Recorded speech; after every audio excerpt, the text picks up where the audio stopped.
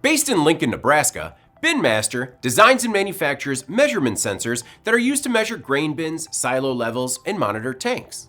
On April 26, 2024, a tornado outbreak hit Nebraska and Iowa, with several tornadoes decimating homes and businesses throughout the region.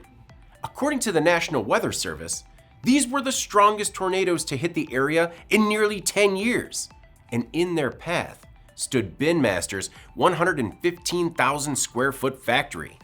In less than 20 seconds, an F3 tornado obliterated the plant, and remarkably, the footage was captured on a dashcam in the parking lot.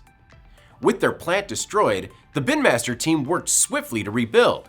In just 3 weeks, the company was assembling level sensors and wireless devices at a new plant location.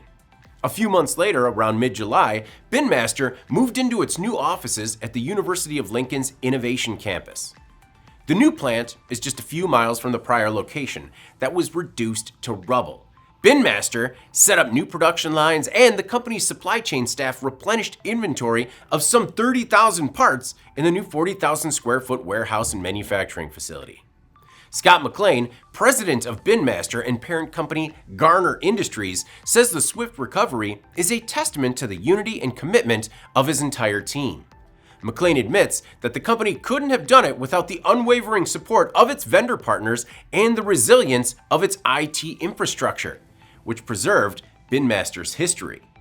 The company's rebuild was incredible. Scott Hudson, executive vice president of BinMaster, adds that during the recovery efforts, the company even certified and introduced a new line of rotary level indicators.